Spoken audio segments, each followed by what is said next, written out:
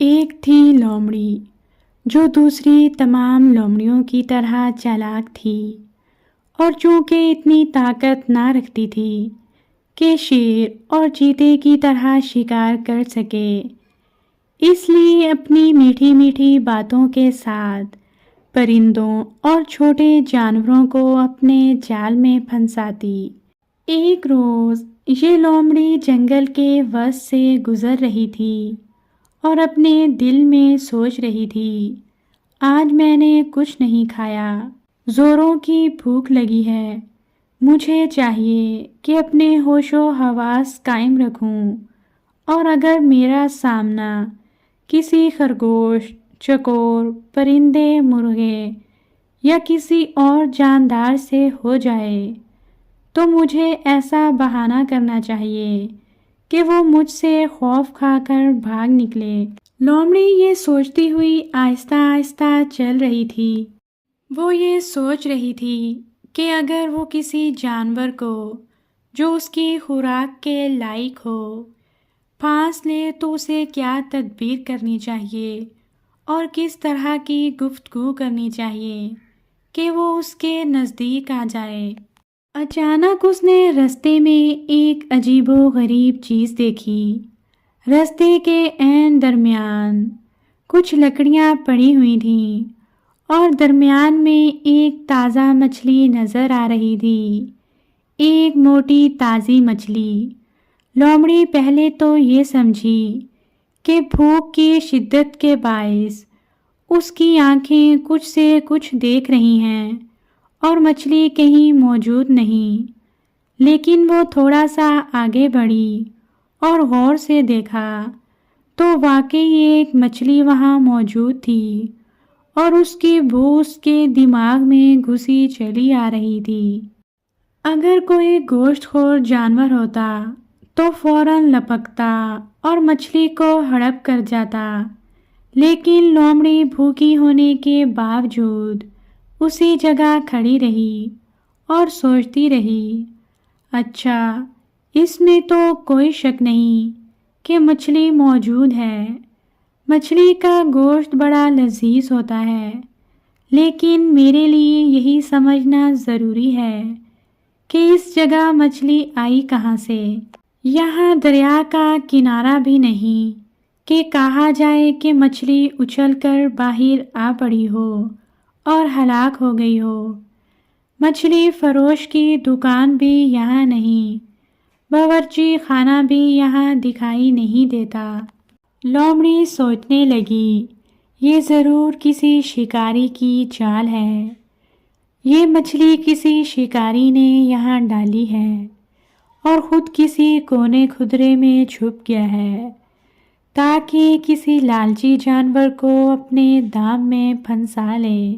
بہرحال خطرہ موجود ہے، سو مچھلی کھانے میں جلد بازی سے کام نہیں لینا چاہیے۔ لومڑی نے مچھلی کو اسی طرح چھوڑا اور آگے بڑھنے لگی۔ وہ کافی دور تک چلتی گئی مگر اس کے ہاتھ میں کوئی شکار نہ آیا، حتیٰ کہ اسے ایک بندر دکھائی دیا جو اسی راستے سے چلا جا رہا تھا۔ لومڑی جانتی تھی کہ بندر کو کھانا ناممکن ہے، لیکن اسے اتنا معلوم تھا کہ ہر کسی کو میٹھی باتوں اور نرم گوئی سے دھوکہ دیا جا سکتا ہے۔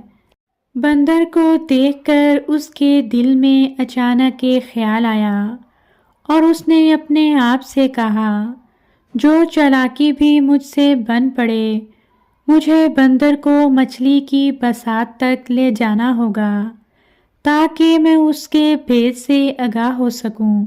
یہ سوچ کر اس نے اپنی چال چلنا شروع کر دی۔ وہ تیزی سے اس کی طرف بڑھی اور صدا بلند کی، میاں بندر ذرا رکیے، مجھے آپ سے ایک ضروری بات کرنی ہے، ایک لمحے کو ٹھہریے۔ بندر مسلسل آگے بڑھتا گیا اور جا کر ایک درخت پر چڑھ گیا۔